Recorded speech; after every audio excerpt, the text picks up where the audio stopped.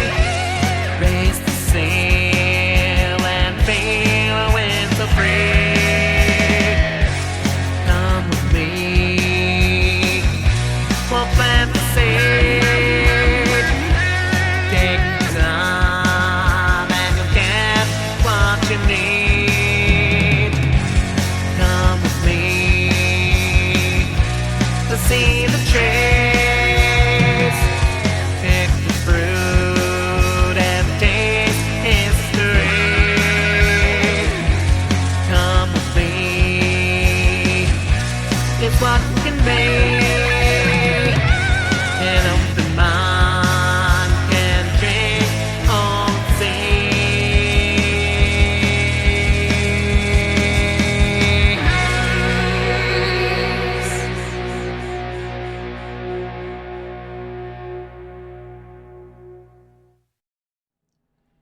You're listening to the Alchemical Tech Revolution, and I am your host, Wayne McRoy. Good evening, everyone. Tonight we're going to discuss Tavistock's binding influence on America. Tavistock has had a profound influence on pretty much all of modern culture today, but especially here in the West, and especially here in America. So we're going to explore that avenue of thought tonight. We're going to look back at a little bit of the history of Tavistock and how they have infiltrated America in very many ways, and how they have influenced some extreme changes here in American culture. And we're going to go through the writings of Dr. John Coleman, the writer of the famous book, The Committee of 300. He wrote another book in the early 2000s titled The Tavistock Institute of Human Relations, Shaping the Moral, Spiritual, Cultural, Political, and Economic Decline of the United States of America. And that's where we're going to be reading from tonight. And we're going to look at Dr. Coleman's thoughts on these various things and look at his insights. And of course, I will add my own commentary, as is the usual state of things here. So let's get right into the reading here. The Tavistock Institute of Human Relations is situated in London and on the grounds of Sussex University, Sussex, England, where most of its research facilities are located. Tavistock remains as important today as it was when I first revealed its existence early in 1969. I have been accused of having been a part of Tavistock because I worked in close proximity to Tavistock's Sussex facility and knew so much of its history. Gonna pause for a moment there, folks. So apparently Dr. Coleman was around Tavistock and understood what was going on there, and thus he decided one day he was going to expose all of these many things going on, and Tavistock must have been central on his radar here, as he's writing here. Let's continue on now. Most of Tavistock's more recent activity has had, and is still having, a profound influence upon the way we live in America, and upon our political institutions. Tavistock is believed to be behind the pro-abortion publicity, the proliferation of drugs, sodomy and lesbianism, family traditions, and the fierce attack on the Constitution, our misconduct in foreign policy, and our economic system, all programmed to fail. Apart from John Rawlings Rees, no two men made such a difference to world politics and world events as shaped at Tavistock than Edward Bernays, the double nephew of Sigmund Freud, and Kurt Lewin. A third man must be included here, although he was never on the faculty at Tavistock, and I refer to Willy Munzenberg, whose propaganda methods and applications, so crucial to the modern age of mass communication, earned him the title the greatest propagandist in the world. Undoubtedly the most brilliant man of his era, he began his work before World War I. Munzenberg was responsible for sanitizing the Bolsheviks after they overthrew the Romanov dynasty. Munzenberg definitely shaped the ideas and methods put into practice by Bernays and Lewin. His legendary exploits in handling Leon Tepper, the Kapellmeister of the Rotkapelle, conductor of the Red Orchestra spy ring, made Munzenberg the master spy of every intelligence agency in existence. Tepper was trained by Munzenberg, and he never got caught. Tepper was able to obtain all of the secrets of Britain and the United States in World War II. There was hardly a single secret plan the Allies launched that was not already known to Tepper, who passed the information to the KGB and the GRU in Moscow. In his field, Bernays was equally brilliant, but I suspect that most of his ideas originated with his famous uncle Sigmund. As for his ideas on propaganda, there is little doubt that he borrowed from Munzenberg, and this is reflected in the Bernays classic Propaganda that was published in 1928. The thesis of the book is that it is entirely proper and a natural right for government to organize public opinion to conform to official policies. We shall return to this subject later, and I'm going to pause for a moment here, folks. There were few that were more brilliant than Bernays with the idea of propaganda. And now Dr. Coleman here is crediting this Munzenberg with having laid the foundation for the things that Bernays carried forward. So that being the case, we see there were other propagandists at work in those days prior to World War I. And this guy was one of them, and this was probably what we would consider the Russian equivalent of Bernays here in the West. So that being the case, Bernays here in the West was the equivalent of what this Munzenberg was in Russia and over in the East. So we have these two key figures in propaganda, and actually Dr. Coleman puts Kurt Lewin in there too, and Kurt Lewin was very highly influential within Tavistock and around the world. This is a guy that shaped a lot of policy and was heavily involved with psychological operations. But let's continue on here as he talks a little bit more about this Munzenberg. Munzenberg was bold enough to put his basic tenets about propaganda into practice well before Bernays or Joseph Goebbels, the German Minister of Popular Enlightenment, as the Ministry of Propaganda was called. Gonna pause for a second there, folks. Did you know that the Ministry of Propaganda was called the Ministry of Popular Enlightenment? You can't make this stuff up. It never ends with these people, does it? Anyway, let's continue on. The propaganda specialist of the Nazi Party greatly admired Munzenberg's work and modeled his own propaganda programs closely upon Munzenberg's methods. Goebbels always took care to credit Munzenberg as the father of propaganda, even when few knew very little about him. Goebbels had made a particular study of how Munzenberg had used his mastery of the science of propaganda when Lenin drafted him to blunt the appalling publicity generated in 1921, when 25 million peasants in the Volga region died from the ravages of famine. Thus it came about that German-born Munzenberg became the darling of the Bolsheviks. To quote from a recent history account, quote, Munzenberg, who by then had returned to Berlin, where he was later elected to the Reichstag as a communist deputy, was charged with setting up a bogus charity, the Foreign Committee for the Organization of Worker Relief for the Hungry in the Soviet Union, the purpose of which was to pretend to the world that humanitarian relief was coming from a source other than Herbert Hoover's American Relief Organization. In this, Munzenberg was altogether successful, end quote. Munzenberg gained the attention of the directorate of the former Wellington House, which in 1921 had changed its name to the Tavistock Institute of Human Relations under the direction of Major General John Rawlings Rees, formerly of the British Army Psychological Warfare Bureau School. I'm going to pause for a moment here, folks. So remember, Wellington House, this was the precursor to Tavistock, and you could trace this lineage back. Wellington House. Under the direction of John Rawlings Rees, this was transformed into Tavistock and became what it is today. Let's continue on. It will not come as a surprise to readers who have followed my work that much of the techniques adopted and perfected by Muenzenberg were adopted by Bernays and his colleagues. Kurt Lewin, Eric Trist, Dorwin Cartwright, and H.V. Dix, W.R. Byron at Tavistock, who then taught the methods to the Central Intelligence Agency. Gonna pause for a moment there, folks.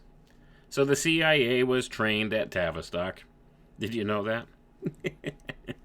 Yepper. Operatives within the CIA were trained by these guys within Tavistock. The British intelligence, you see. Because Rawlings Rees was the head of the British Army Psychological Warfare Burrow School. See? He was very heavily involved with military intelligence as well and psychological operations. And these are the folks who taught the CIA a thing or two. So keep that in mind as we continue on, because the influence of Tavistock has infiltrated heavily when you consider all the things the CIA has been involved in this country, hasn't it? Let's continue reading. Muenzenberg was not the only communist to profoundly influence events in the United States. I happen to believe that Tavistock aided in preparing the abortion brief that was subsequently presented to the Supreme Court in 1973 as an original work when in fact it was merely a recital of what Madame Coleman, the founder of the women's liberation movement and free love proponent in the USSR, had written.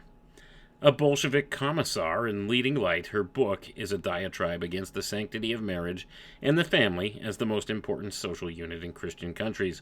Kollontai, of course, took her feminism straight from the pages of the Communist Manifesto of 1848. And I'm going to pause for a moment here, folks. So, again, we're seeing here Dr. Coleman studied this angle here of what was happening over in the Soviet Union at the time, too. And many of these things echo what was happening here in the West.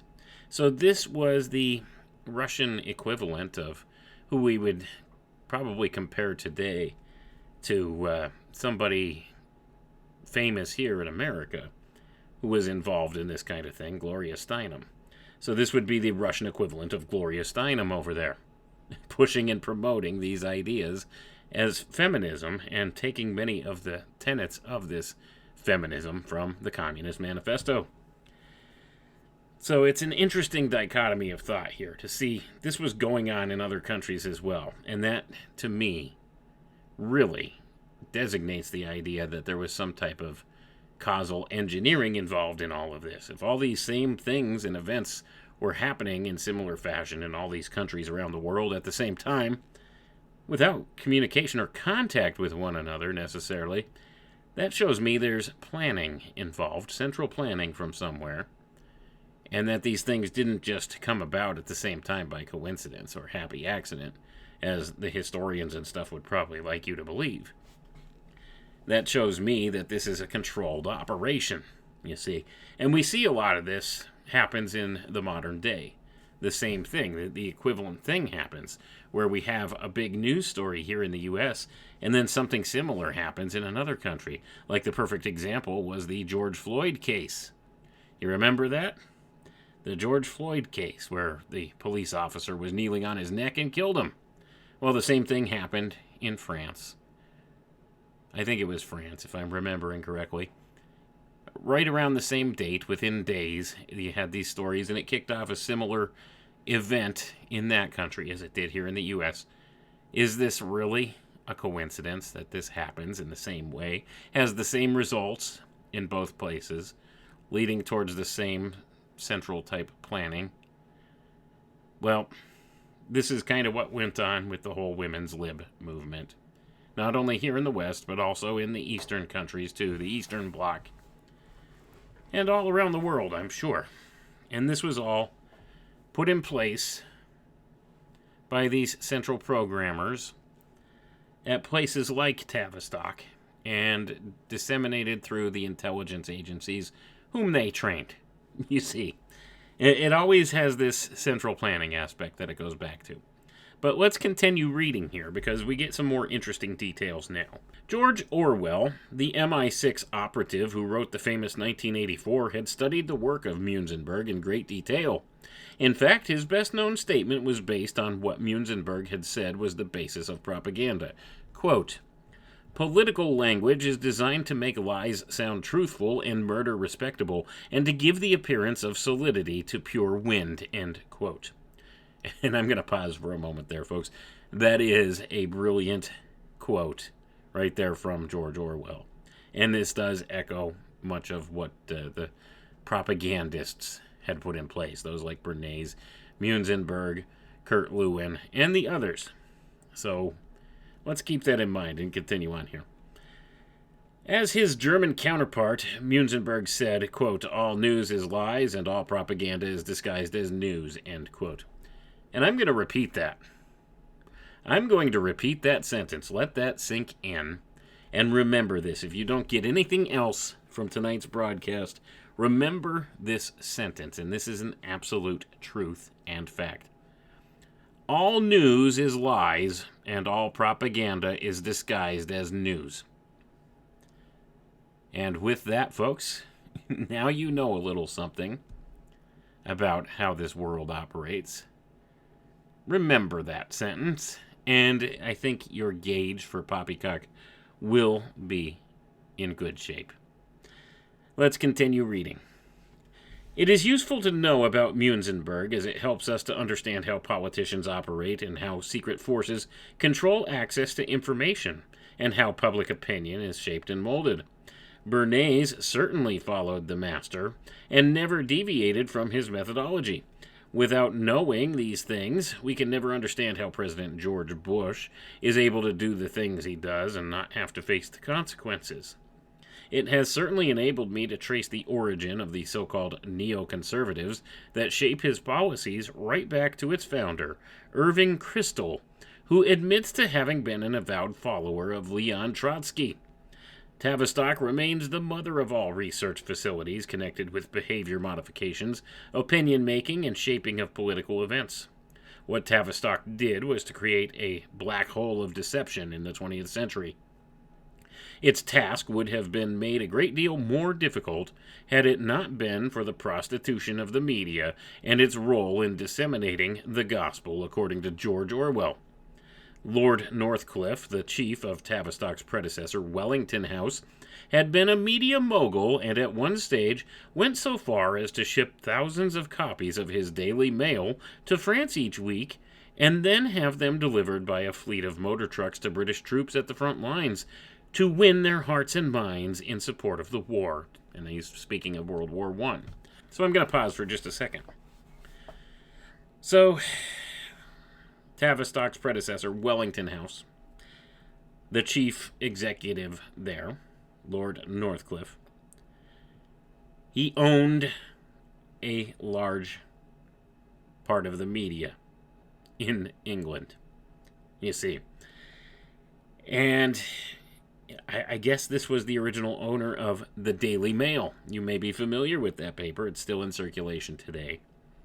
So that being the case, this is who was one of the founding members within the early days of Tavistock. Wellington House. Wellington House was the precursor of Tavistock. And who was involved with this? And what is Tavistock known for? Well, Tavistock is known for its psychological operations. And who was involved? Well, major media outlets. Do you understand where this is going? The media has always been a tool of psychological warfare by the elite class against the rest of us. Let's keep that in mind, and we'll continue with the reading here. Especially here in the United States, it has virtually taken over the Massachusetts Institute of Technology, Stanford Research, Esalen Institute, the Wharton School of Economics, Hudson Institute, Kissinger and Associates, Duke University, and many more institutions we have come to think of as wholly American. The Rand Research and Development Corporation, under the tutelage of Tavistock, has had a profound influence on so many institutions and segments of our society. And I'm going to pause for a moment here, folks. the RAND, Research and Development Corporation, the RAND Corporation, a subsidiary of Tavistock here in America, one of the major think tank groups in operation still today, them and Brookings. Both of these have been heavily influenced by Tavistock. I don't know if Dr. Coleman goes into the history of Brookings with Tavistock here or not, but there certainly are some ties involved there as well. And these are some of the major think tank groups involved in American policy. So keep that in mind. So Tavistock was the one that mentored the RAND Corporation. Let's continue reading, though. As one of the principal research institutions directly controlled by Tavistock, RAND runs our ICBM program, does prime analyses for U.S. foreign policymakers, and advises on nuclear policies, does hundreds of projects for the CIA in the field of mind control. Some of RAND's clients include AT&T, Chase Manhattan Bank, the U.S. Air Force, the U.S. Department of Energy, and BM RAND is one of the major Tavistock-controlled institutions in the world, and working on brainwashing at all levels, including government, military, religious organizations. The Anglican Church's Desmond Tutu was one of RAND's projects. Gonna pause for a moment here, folks. That's an interesting bit of information. I might have to dig into that one a little bit further. Desmond Tutu was a RAND Corporation project. That's interesting. I'll have to look into that. Coleman was usually pretty spot on with his research on all this stuff. So that's one I might have to dig into a little further one day. But let's continue on.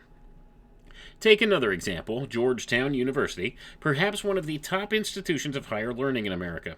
Starting in 1938, the entire structure of Georgetown was made over by Tavistock, all of its learning formats and programs altered to suit a blueprint drawn up by Tavistock's Brain Trust team. And I'm going to pause for a moment here, folks. Think about the implications of that. This is one of the major influential educational institutions in America. Tavistock changed up its curriculum and tailor-made its curriculum for certain purposes here. And the same has been done through the entire education system down. And you wonder, where does this come from? Where does the curriculum come from? Well, Tavistock is taking credit for the curriculum at Georgetown. So what does that tell you? But let's continue on. And I apologize for pausing so much here, but there's a lot to expound upon. But let's continue now.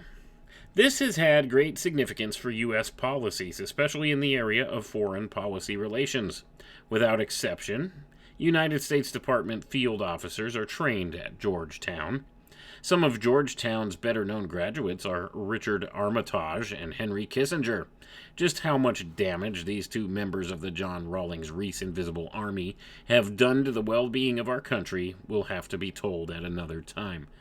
Gonna pause for a moment here, folks. So, Kissinger and Armitage were both graduates of Georgetown, and there were many others who were graduates of Georgetown, were heavily influenced by Tavistock. In fact, that's where the curriculum came from, as we see. They were taught by Tavistock. Kissinger was taught by Tavistock. Think about how much influence that old dinosaur has had in this world, and how many horrible things he's been involved with. And understand who trained him. Well, it was Tavistock, folks. Let's continue reading, though. There is mounting evidence of increased input into our intelligence agencies by Tavistock. When we think of intelligence in the U.S., we generally think of the CIA or Division 5 of the FBI. But there are a great many other intelligence agencies receiving instruction from Tavistock. These include the Defense Department Intelligence, also known as the DIA, the National Reconnaissance Office, the NRO. Gonna pause for a moment here, folks. The NRO.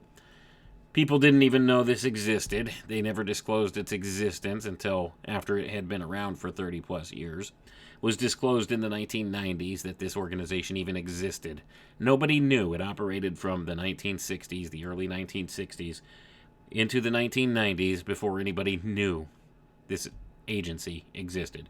The NRO, the National Reconnaissance Office. Some people allege that this is wherein houses the secret space program.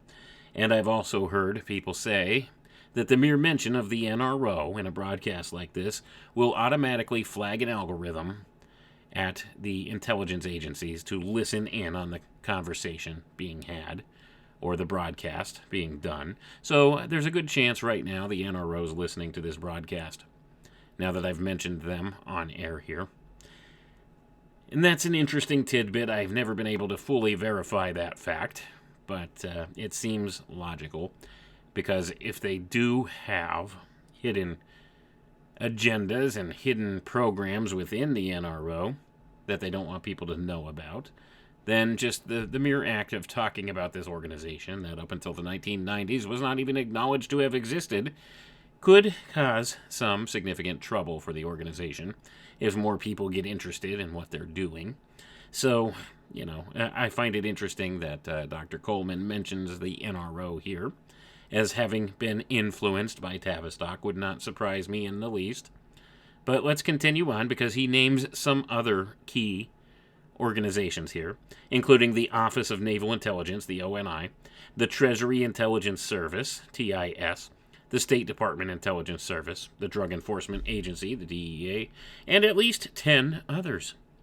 How and when did Tavistock begin its career? As I said in my 1969 and 1983 works, when we think of Tavistock, we automatically think of its founder, British Army Major John Rawlings Rees. Up until 1969, there were very few people in Britain, outside of intelligence circles, who knew of the existence of Tavistock, let alone what was being done at its facilities in London and Sussex. Tavistock provided services of a sinister nature to those people we find in every city across this land. People who have local and state government officials and police departments in the palm of their hand. This is the case in every major American city also, where the Illuminati members of Freemasonry use their secret powers of control to walk all over the Bill of Rights, intimidating and brutalizing innocent citizens at will. And I'm going to pause for a second here, folks. So you'll notice Dr. Coleman makes a distinction here and names the organization, the Illuminati. That organization that we're taught to think is like just silly and make-believe, and it's become a catch-all phrase for all things conspiratorial, and that it's all the rappers and stuff up there throwing their hands over their one eye and stuff like that and making allusions to that kind of thing. But you'll notice the way that Dr. Coleman phrased this. He said where the Illuminati members of Freemasonry use their secret powers of control to walk all over the Bill of Rights. So it's not everyone within Freemasonry that belongs to this group. This is the inner circle within the inner circle. And if you've been listening to this broadcast for any length of time, you've probably heard me discuss this ad nauseum. The Illuminati, they absolutely do exist. It's a real group.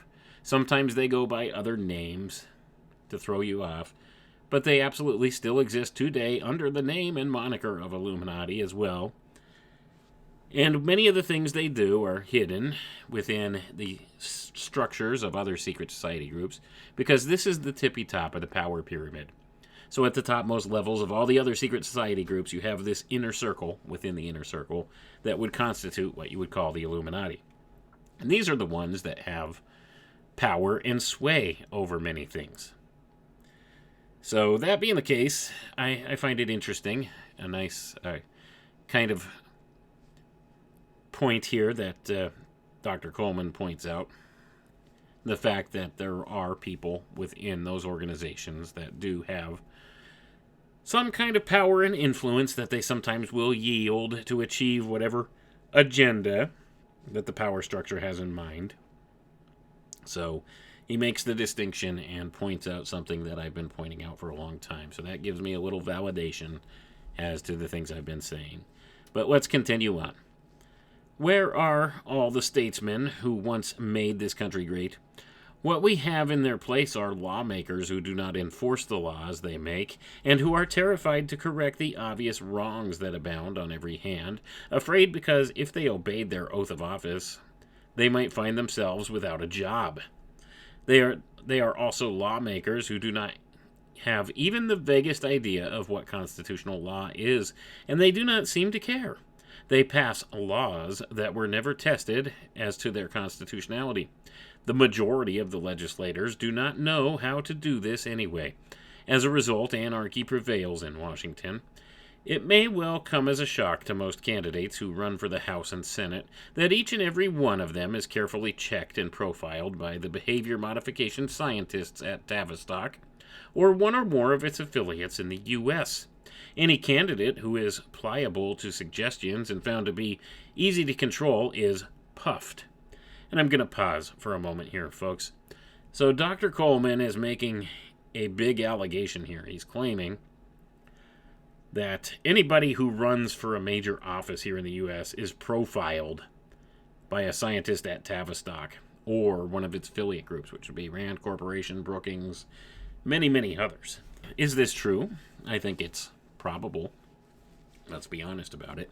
It's probable. I don't know if I could outright prove something like that, but it seems like a likely scenario to me because we know, as well as anybody else who looks at the state of politics, these guys don't get into office unless they could be blackmailed or controlled in some way. And we see the choices we've been given here in the political theater, and make no mistake about it, it is absolutely a theater. So take that for what it's worth. But at any rate, Dr. Coleman points this out. Let's continue on.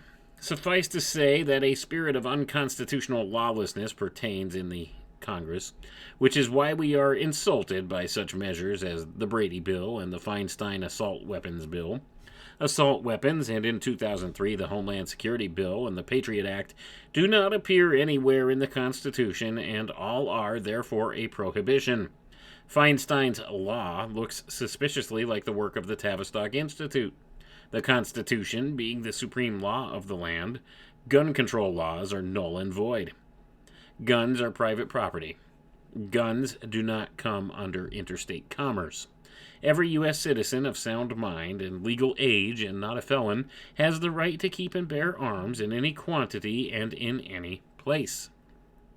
This was stated by the great St. George Tucker, who declared, quote, "The Congress of the United States possesses no power to regulate or interfere with the domestic concerns of any of the states. It belongs to them, the states, to establish any rules respecting the right of property, nor will the Constitution permit any prohibition of arms to the people or peaceful assembly by them for whatever purpose and in any number whatsoever they may see the occasion," end quote. And then he quotes here, he has a little notation here, Blackstone's Views on the Constitution, page 315. So that's where he got it. So, Blackstone's Views on the Constitution. And we see, this also points out the freedom to assemble whenever we see fit for whatever purpose and in whatever number we see fit to. And remember, this is written long before all of the nonsense that happened during the pandemic situation, when they were locking people in their houses and saying you can't have more than 6 people at a gathering and all of this nonsense. Clear violations of constitutional law. Clear violations of human rights. See?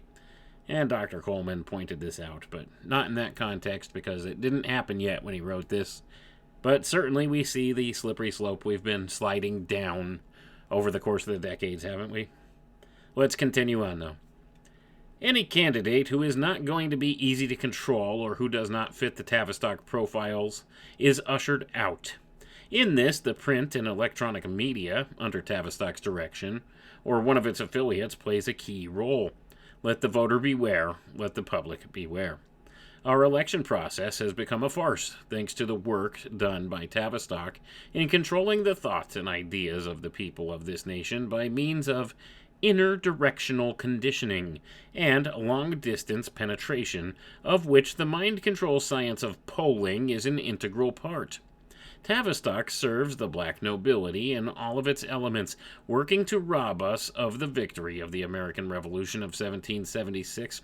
If the reader is unfamiliar with the black nobility, of course, the term does not refer to black people. It refers to a group of extremely wealthy people, dynasties, whose history dates back for more than 500 years and who make up the backbone of the Committee of 300. On the international front, as well as in areas of those institutions in the U.S. who decide foreign policy, Tavistock does psychological profiling at all levels of government, as well as intruding into private life on a truly vast scale. Tavistock developed profiles and programs for the Club of Rome, the Cini Foundation, the German Marshall Fund, the Rockefeller Foundation, the Bilderbergers, the CFR and the Trilateral Commission, the Ditchley Foundation, the Bank of International Settlements, the IMF, the United Nations, and the World Bank, Microsoft, Citibank, and the New York Stock Exchange, and so on.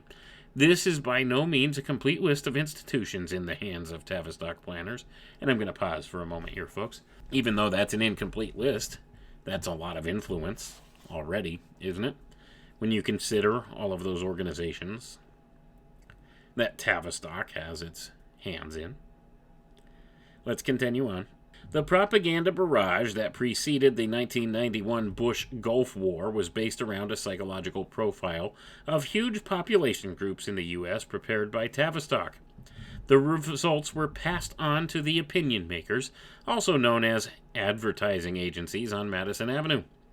So effective was this propaganda that within 2 weeks, people who didn't even know where Iraq was on the map, let alone who its leaders were, began to shout and clamor for war against a dictator who threatens America's interests. Frightening? Yes, but unfortunately 100% true. The very words Gulf Crisis were crafted by Tavistock Institute to arouse maximum support for the Bush War on behalf of a Committee of 300 flagship company, British Petroleum, also known as BP. We now know, at least some of us know, just what a big role Tavistock plays when it comes to creating public opinion based on obfuscation, lies, dissembling, misrepresentation, and outright fraud. There isn't any other institution in the world that can hold a candle to the Tavistock Institute for Human Relations. Quoting from my updated 1984 report, I'm going to pause for a second. So this is Dr. Coleman's report he wrote in 1984 that he's quoting from himself. Let's read what he says in that report. There are a few institutions and publishing businesses that are catching on to the changes that are occurring. The latest issue of Esquire magazine carries an article entitled Discovering America. Esquire did not mention Tavistock by name, but this is what it said. During the social revolution, a very significant phrase, of the 1970s, most of the rituals and personal interaction and the institutional life were radically altered. Naturally, these changes have affected the way we perceive the future. The economic base of America is changing, and new services and products are being offered. The article then went on to state that our professional lives, our leisure time, our educational systems are being altered, and more importantly, the thinking of our children is being altered. The writer of the Esquire article concluded, America is being transformed, as is the direction it will take in the future. Occasionally, our New American section, promised for future editions of Esquire, won't seem so new, since most of the new thinking has been creeping into the mainstream of American life, but until now it has gone unnoticed. I could not have given a more fitting description of the fallacy time-changing things. Nothing changes on its own. All changes are engineered, whether in secret or in public. I'm going to repeat that last sentence, folks. This is a profound statement, but it is absolutely true, once again. Nothing changes on its own. All changes are engineered, whether in secret or in public. And sometimes they do plan these things, these changes, in public view. these groups, they don't always do these things in secret. They're not always diabolically planning in secret boardrooms. Sometimes they do it right out in the open, like, say, at the World Economic Forum, at Davos, these types of places. So we see that changes, they only happen because they're planned, folks, or engineered. That's an absolute truth. Things just don't happen, right? Major influential social changes don't just happen by accident or in some such way. It's not a coincidence. These things are planned. But at any rate, let's continue reading here. Well, Esquire didn't say who is responsible for the changes, for the most part about unwanted changes that we, the people, attempted to resist. Esquire is not alone in its contention. Millions of Americans is living in total ignorance of the forces shaping their future. They are unaware that America is being thoroughly conditioned by Tavistock's interdirectional long-range penetration method. The worst part of it is that these millions, because of Tavistock conditioning, making Americans think in the way Tavistock would have them think, no longer seem to care. They have been inner-conditioned through long-range penetration, the master control plan set up by Tavistock to brainwash the nation for so long that they now suffer a constant state of shell shock. As we shall see, there is good reason for this apathy and ignorance. The unwanted, forced changes we have been subjected to as a nation were the work of several master theoreticians and technicians who joined John Rawlings Rees at the Tavistock Institute. Gonna pause for a second here, folks. So he compares it to a type of shell shock. We've been programmed, right? We see this. Tavistock has had a huge influence on American psychology here. And you'll notice people are largely complacent. They don't care. They just want to go along to get along. They don't take any kind of stock in political things. Most people can't stand political things, and therefore all of the political power base tends to go on pushing its agendas and doing the things it wants because people don't stand up and say no. No, we're not supporting you anymore. You're not taking our tax dollars to do this or that. People don't do that, at least not in enough numbers to make a difference. They largely go about their day and their lives with disinterest in this kind of thing. And a lot of this complacency has been engineered into the U.S. thought system here by those people at Tavistock. A passive citizenship, you see. They'll accept whatever they're handed. And that's the gist of it all. Bringing into play the old Roman bread and circuses narrative. If you keep them entertained and keep them fed, well, then they're not going to pay much attention to anything else. They'll be distracted by things of no real importance, and you could do whatever it is you want to do with your power that you have if you were in one of the governing areas, if you're in the governing class, right? That's largely what's gone on. But let's continue reading here.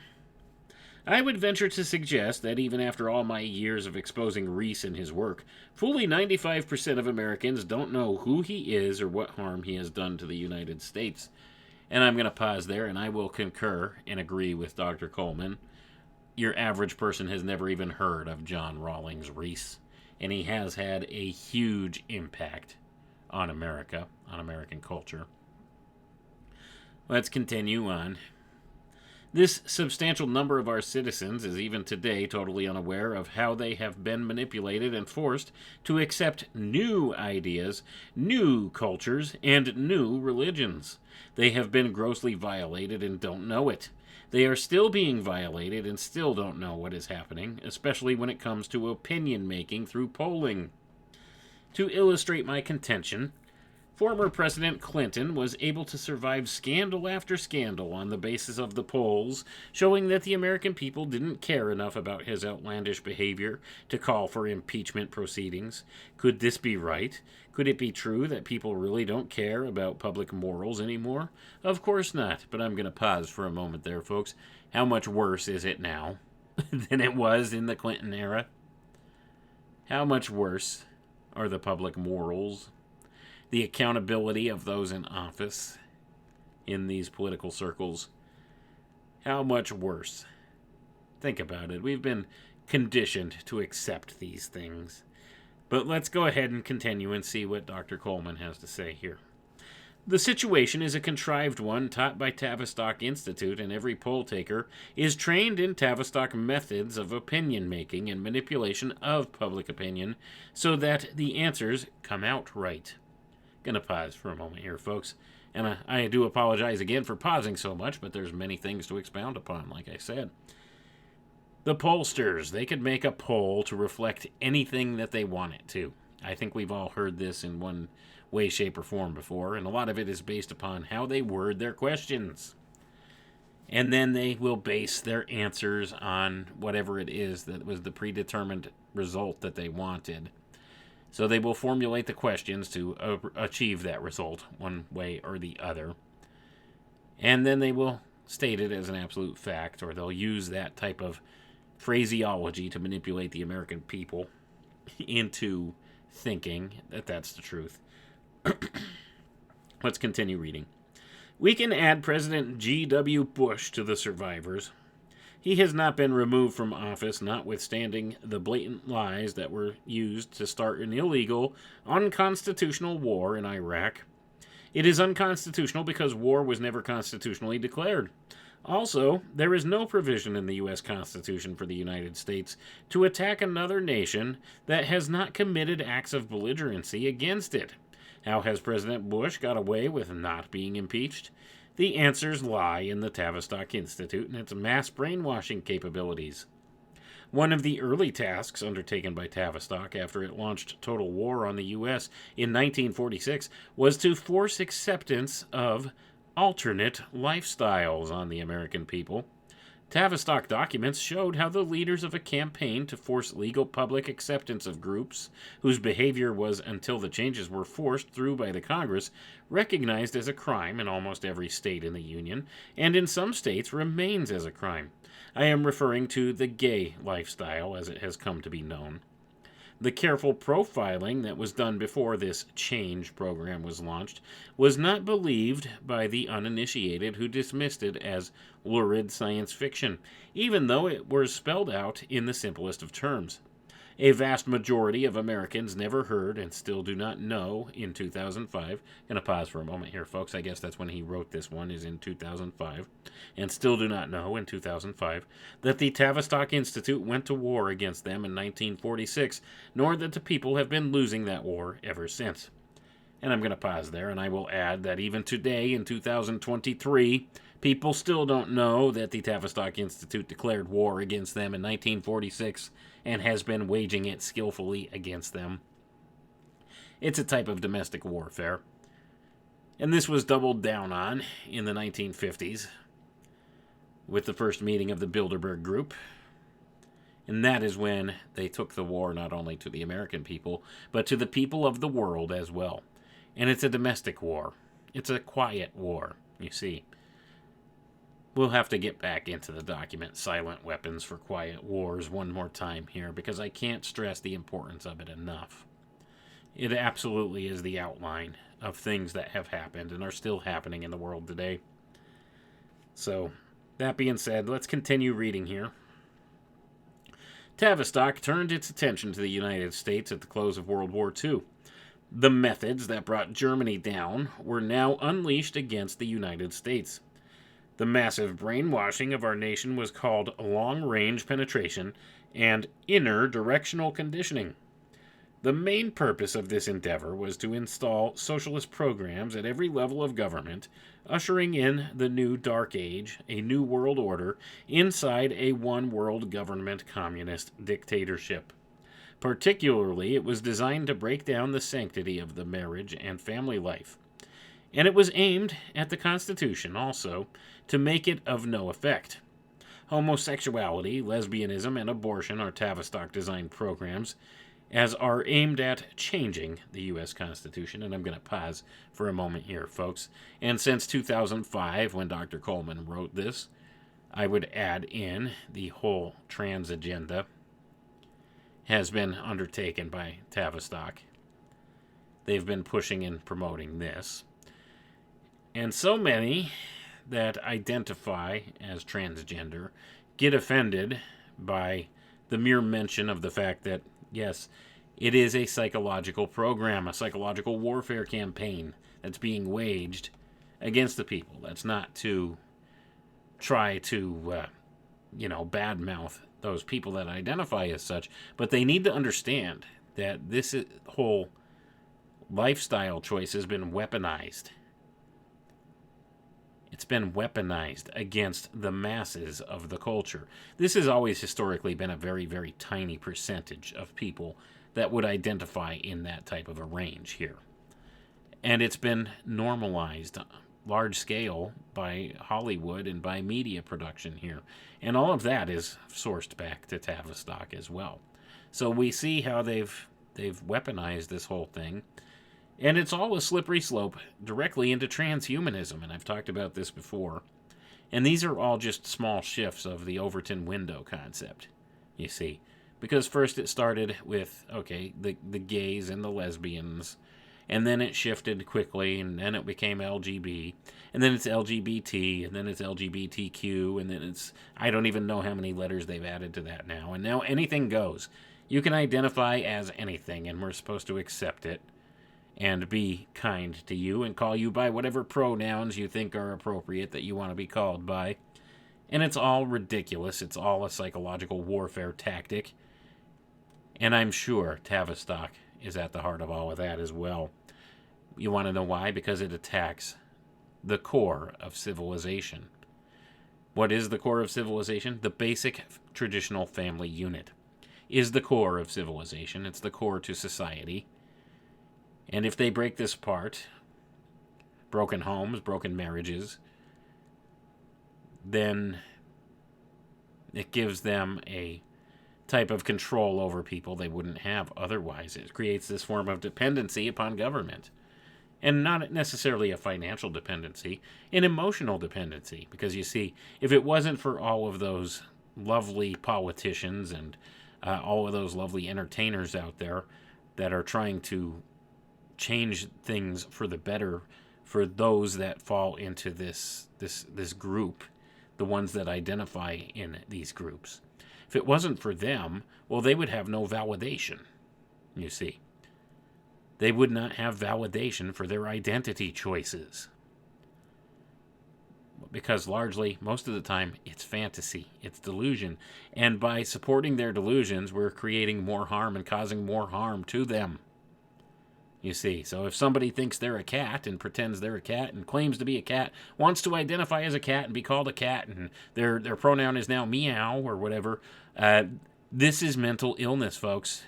But this is what's being normalized right now. So whatever your stance is on that whole topic, understand it's been turned into an agenda and it's been weaponized. And this is what they're doing with it. They're using it to further damage the fragile psyches of people and destroy the basic social unit, the basic unit of society, the family unit, the traditional family unit. This is the core of civilization. Always has been. The social controllers know this. Because if you have strong families and if you have a strong community of strong families, that's not something that's easily broken. And that's not something that is easily morally corruptible, you see.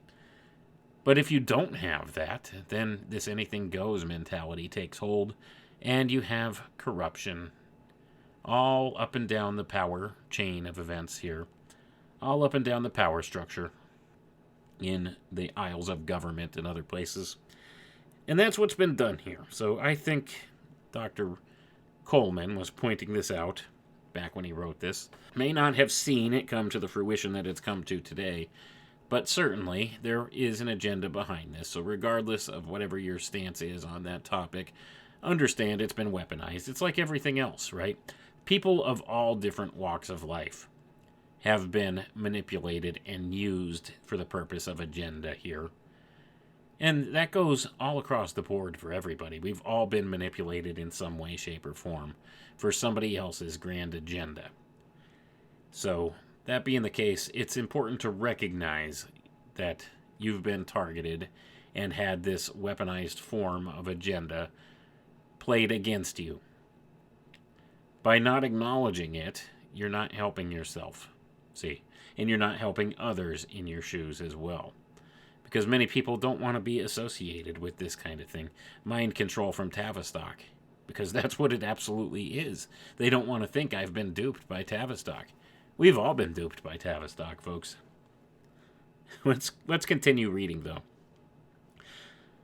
Much of Tavistock's programs are based on getting the right candidates elected, this being achieved with the help of its trained pollsters with the cleverly loaded questions. Tavistock's gay lifestyle blueprint called for several task force units who would assist the media in painting over the homosexual onslaught and making the new lifestyle crusaders seem just like any other people.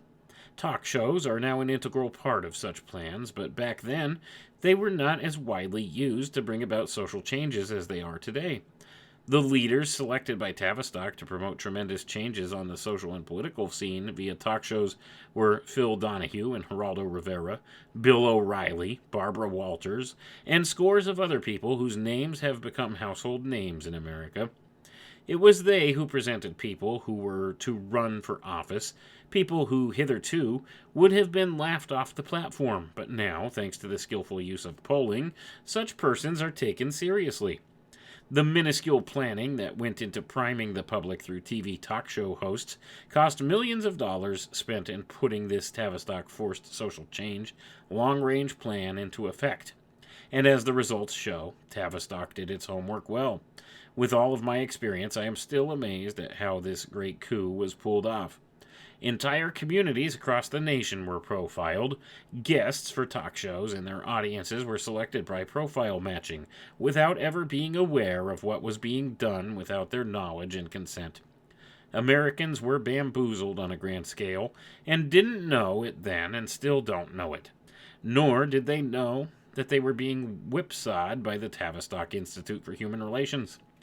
Finally, after 3 years of preparation, the Tavistock sodomist lesbian onslaught that was launched against a totally unsuspecting American people can be likened to the storm that burst upon the unsuspecting French nation at the time of the French Revolution.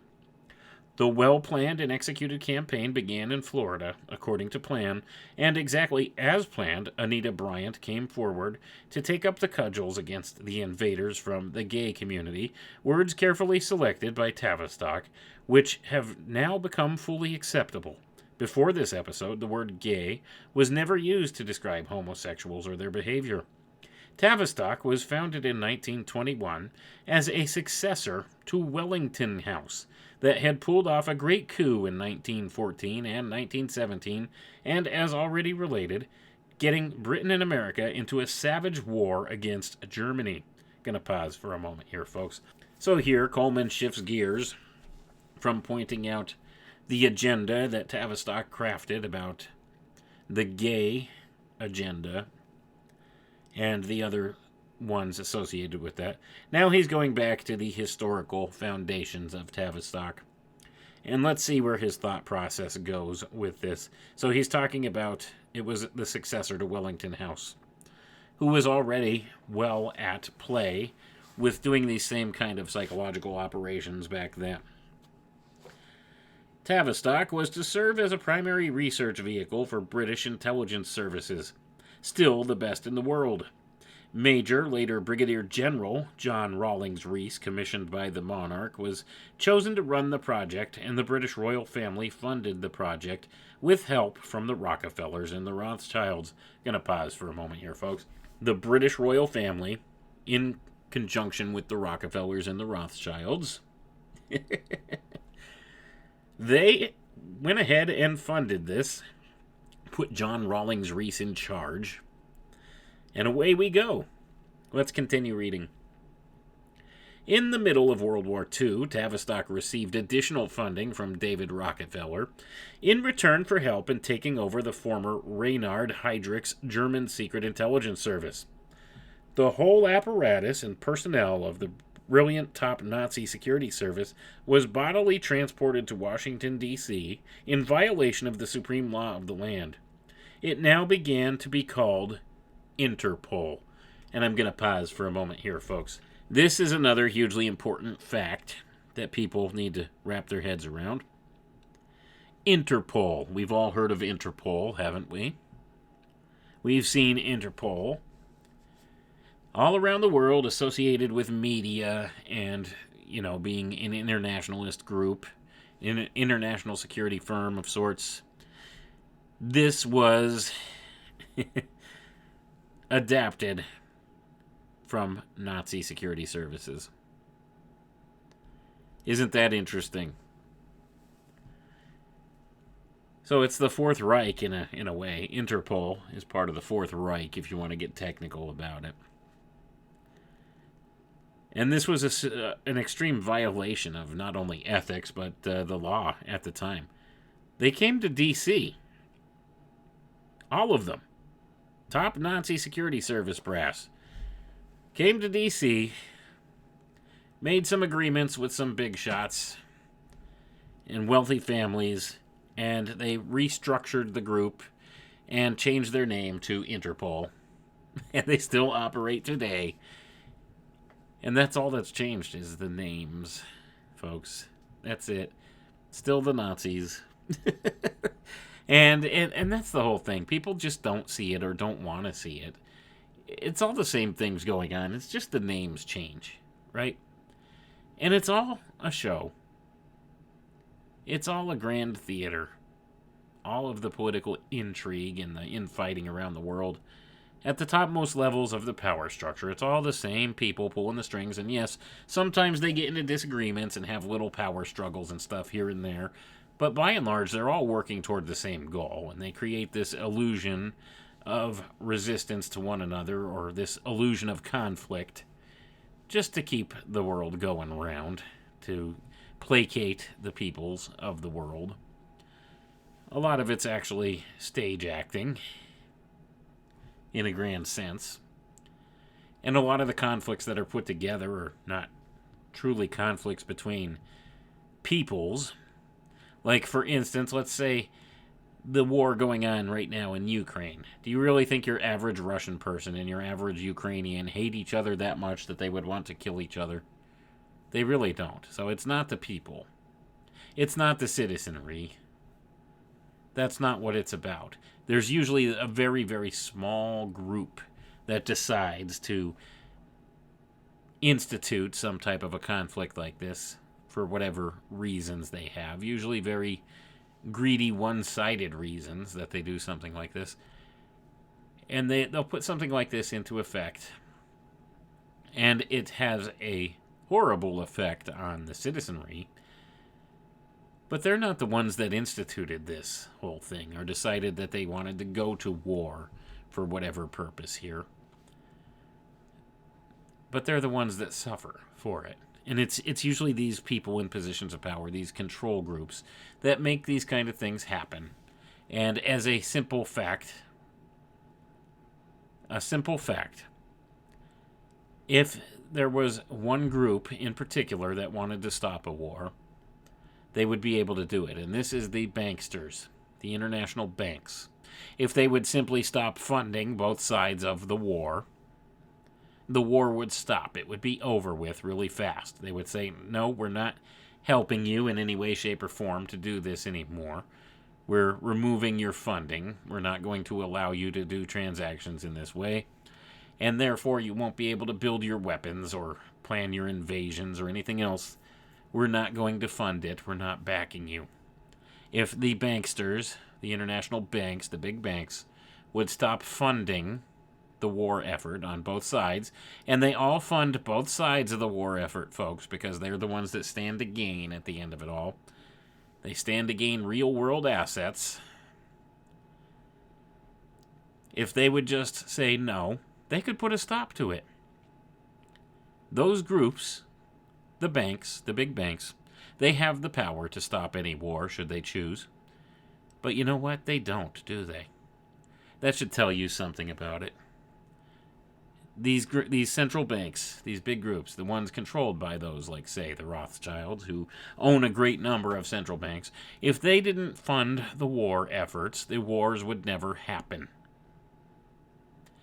Keep that in mind. But let's continue reading here. During the Second World War, both the London and Sussex facilities of Tavistock served as headquarters for the British Army's Psychological Warfare Bureau.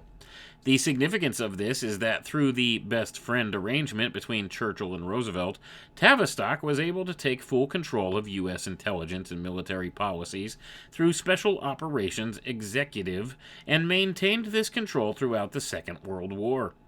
Eisenhower was selected by the Committee of 300 to become the commanding general of the Allied forces in Europe, but only after extensive profiling by Tavistock.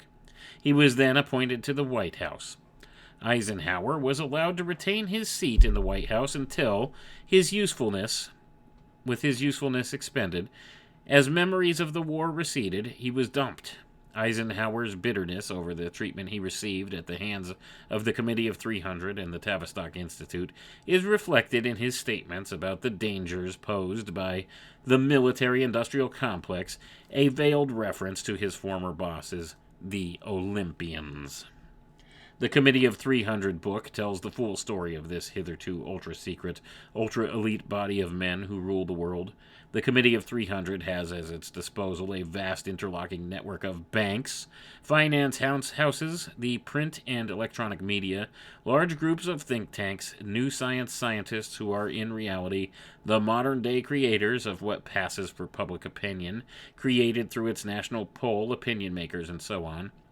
Today, over 450 of the top Fortune 500 companies are in the grip of the Committee of 300.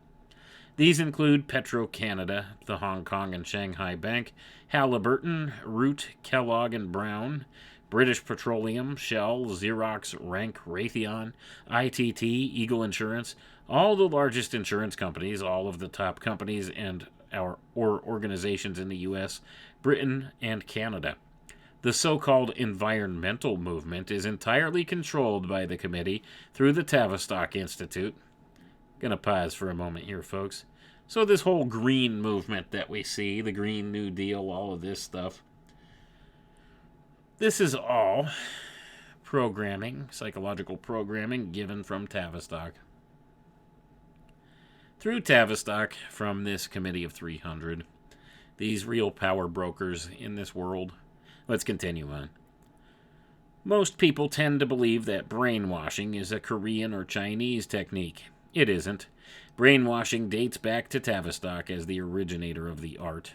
The science of behavioral modifications had its origin in Tavistock, which trained an army of intelligence personnel to go out and do likewise. And I'm going to pause for a moment here, folks.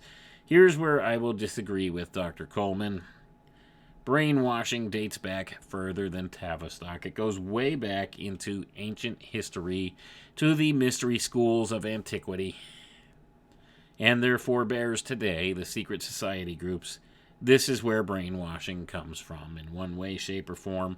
And yes, Tavistock may have actually applied scientific research monies and stuff to it, and may have perfected some of the techniques, but the techniques are way older than Tavistock. Make no mistake about it. But that's just semantics, right? We'll give Dr. Coleman the benefit of the doubt here and say that what we would call brainwashing today just did originate with Tavistock. Let's put it that way. But let's continue on. The United States, perhaps more than any other country, has felt the weight of Tavistock's fist in our international life at almost every level, and its grip on this country has not been lessened. If anything, with the advent of William Jefferson Clinton and Bush, father and son, it has been considerably tightened. We were truly brainwashed in 1992 and 1996. We are truly a brainwashed nation in 2005. The United States is the principal victim of long-range penetration warfare using the Reese techniques.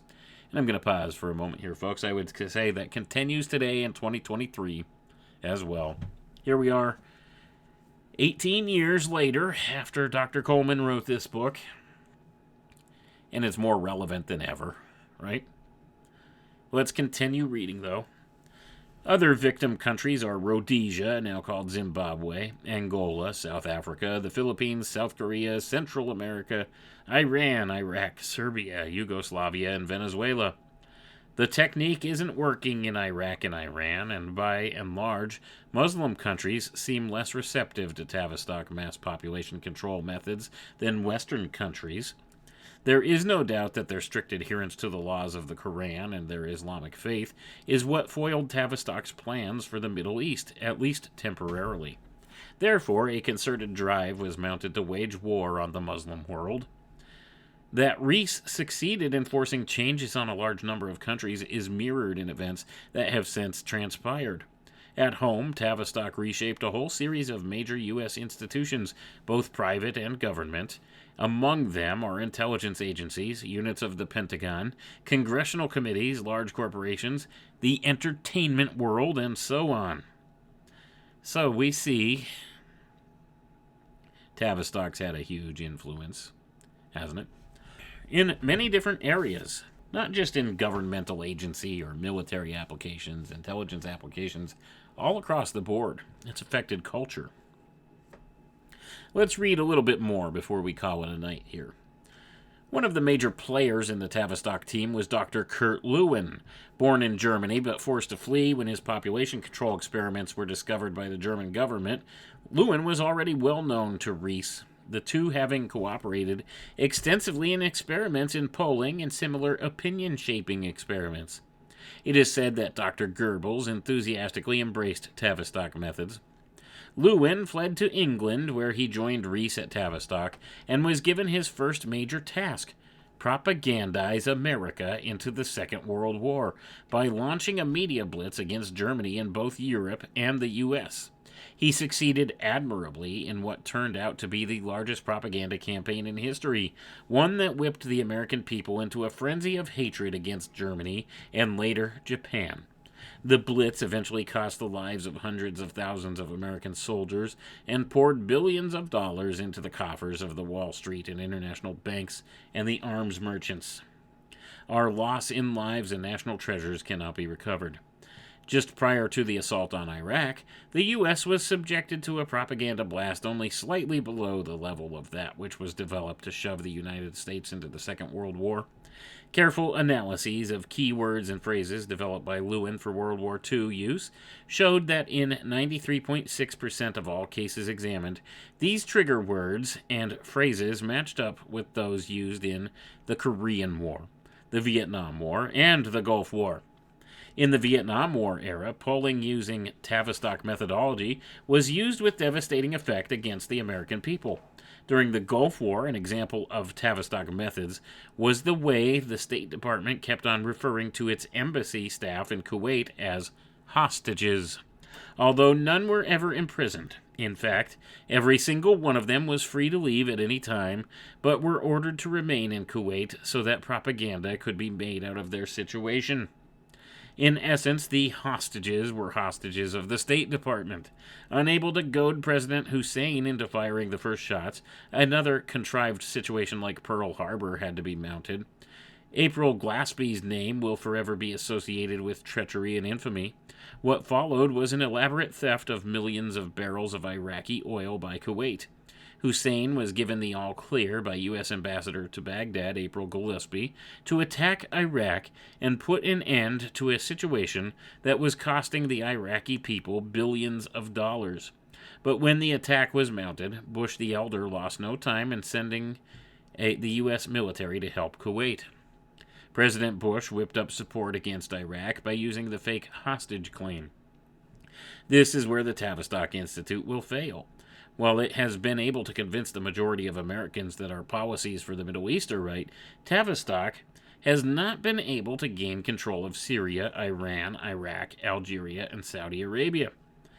It is at this point that Tavistock's devious plan to dispossess the Arab nations of their oil is coming unglued.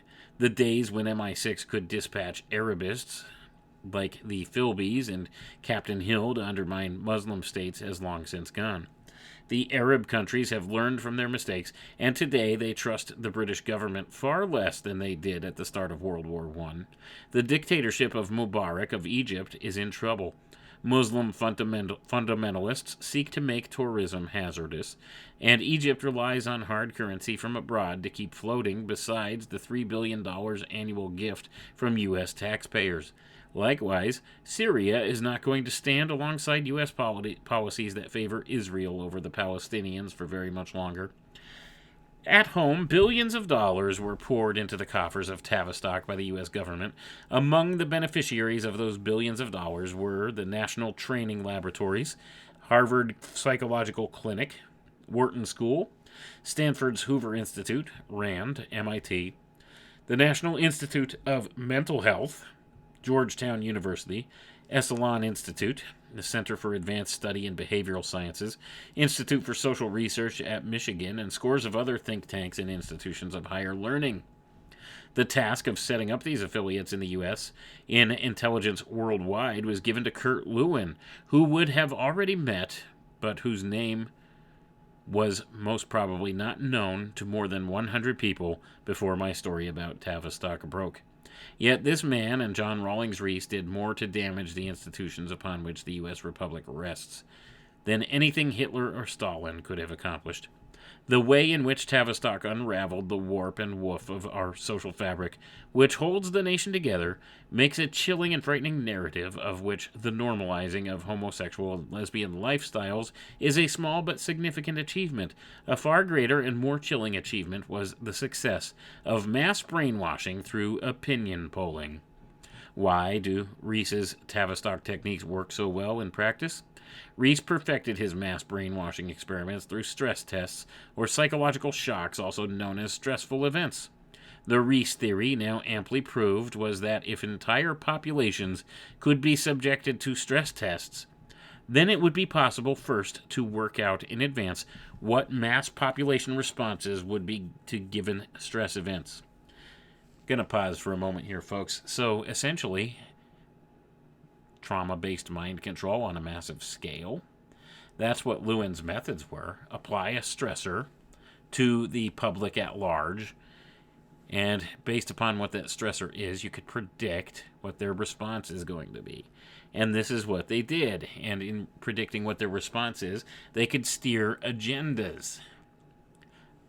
You see, it's all the same old New World Order stuff, isn't it? It always is. Let's continue reading, though, and then we're going to wrap up. In a very explicit way, this technique is at the heart of creating the desired public opinion through polling, which was used with devastating effect to shield the Clinton administration from the scandals swirling around the White House, and which now shields Bush the Younger from being removed from the White House. And I would add, folks, that it still shields today many of the politicians and world leaders and political elites, social elites, entertainers, all of these people that may be involved in some nefarious things. They have this sort of hedge of protection around them in regards to this plausible deniability in many instances with this whole thing. They're all steered and controlled by these people, whether they realize it or not. These people within this small group at the top of the power structure here, with the methodologies of Tavistock. So, we see here that we've been influenced very heavily by Tavistock.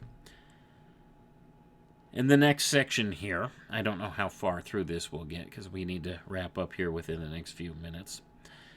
This next section here, Dr. Coleman talks about how mediocre politicians, actors, and singers are puffed.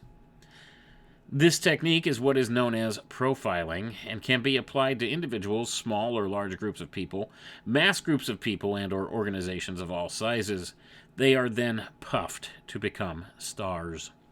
While still in his early 20s in Arkansas, William Clinton was profiled for acceptance in the Rhodes Scholarship Program. His progress was profiled throughout his career, and especially during the Vietnam War period. Then, after he proved himself, Clinton was groomed for the White House, and then constantly puffed. The whole operation was under the control of the Tavistock Institute's brainwashers. This is the way these things work. Thus, are the tools forged to literally make candidates, especially ones who are deemed suitable for public office, candidates who can always be counted on to do the right thing. Congress is full of them. Gingrich was a typical successful Tavistock project until his conduct was uncovered. Trent Lott, Dick Cheney, Charles Schumer, Barney Frank, Tom DeLay, Dennis Hastert, Dr. Frist, and so on are other examples of Tavistock graduates. The same technique is applied to actors, singers, musicians, and entertainers. And I'm going to pause right there, folks. So the same things, the same ways that politicians are chosen and ushered into these prominent places is the same thing done with actors, singers, musicians, and entertainers. Do you see how they have the entire social fabric undergirded with their programming motifs here? So they use their profiling techniques that they developed at Tavistock to figure out who's going to best suit their needs, and then they will groom these people to fulfill that role and put them in place through this process they call puffing. They will puff them up and make them into stars.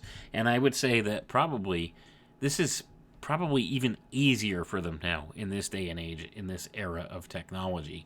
They can do this on a much grander and easier scale nowadays in highlighting a person and putting them in place. Let's continue reading here, though.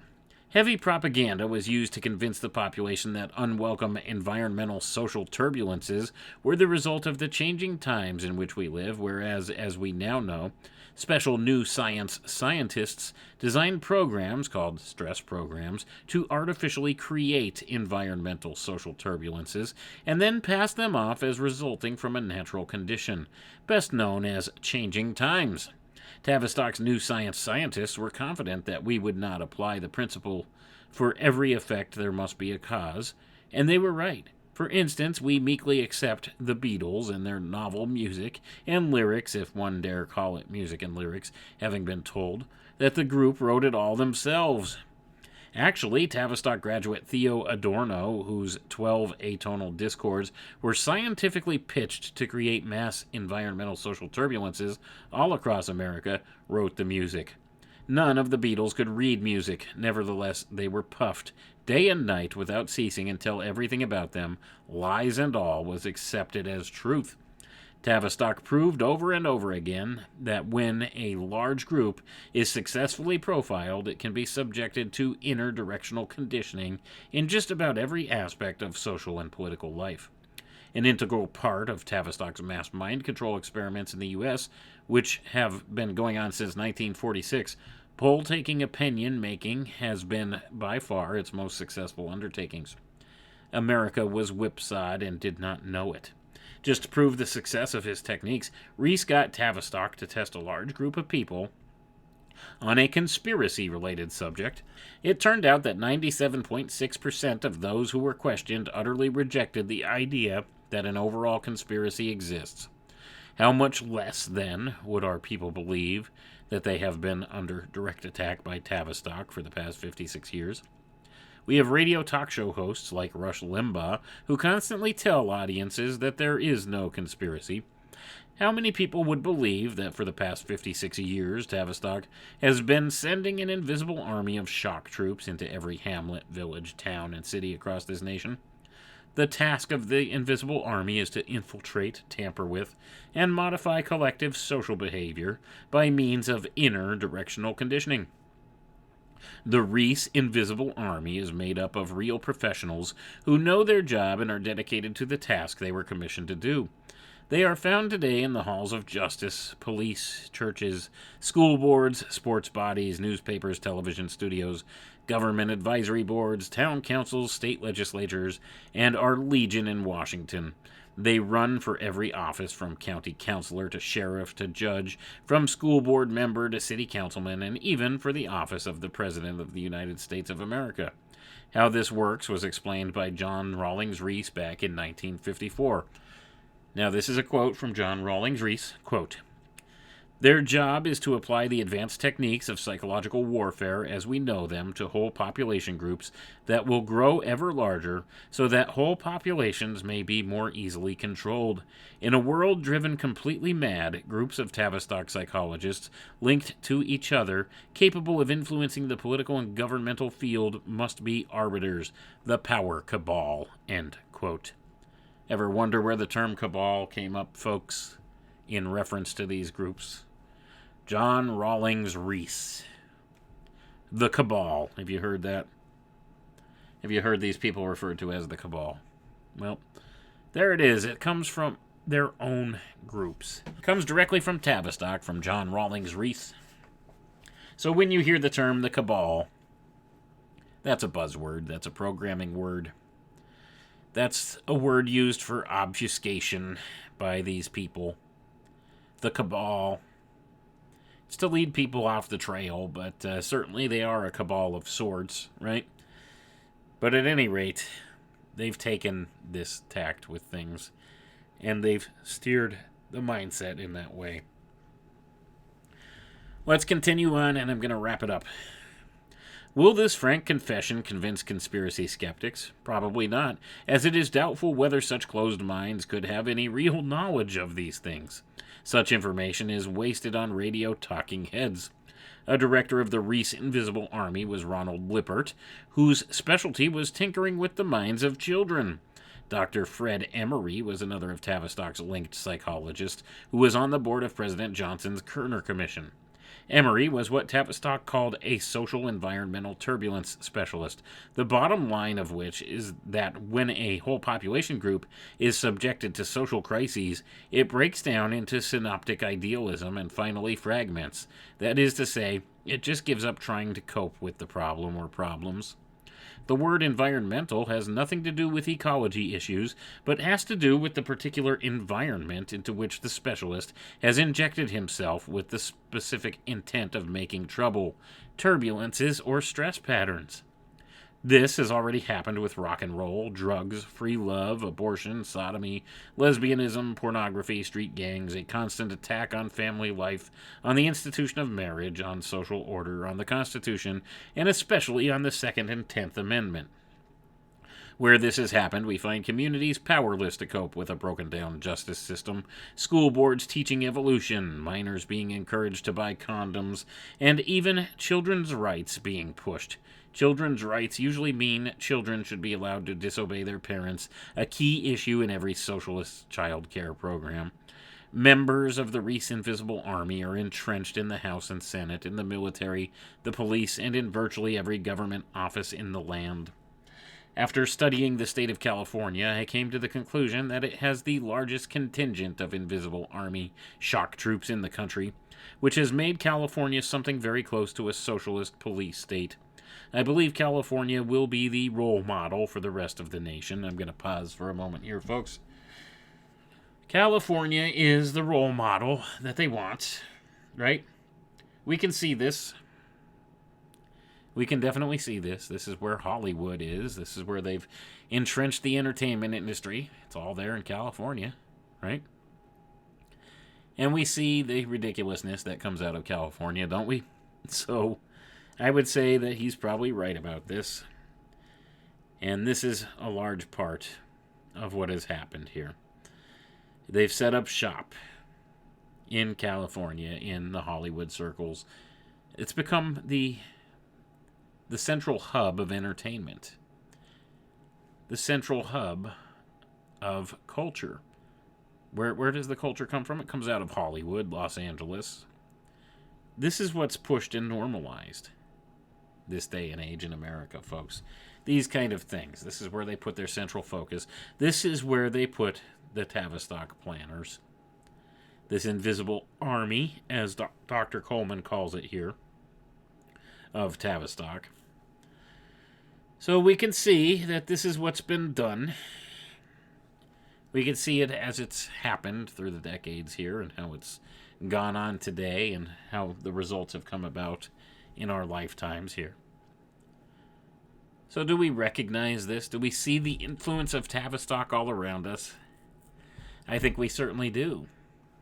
These techniques have been tried and true. They've been proven to work. And Tavistock has had its influence within all manner of different groups and organizations throughout our culture here in the West, in America. So our very thought processes are influenced by Tavistock thinkers, even still today. And most people don't recognize it, don't have a clue as to what's even going on. Won't recognize the concept that there is, in fact, a conspiracy happening. They won't admit to it, because to admit there's some type of a conspiracy that they have never noticed before would be admitting their own complacency and shame and guilt and their own lack of interest and their own lack of intelligence in not being able to see this or acknowledge it. It acknowledges their, well, let's tell it for what it is. Essentially, it's laziness of the American people, by and large. They don't want to have to think for themselves. They don't want to use their brains. They don't want to analyze things or learn about the history of things. Where did this come from?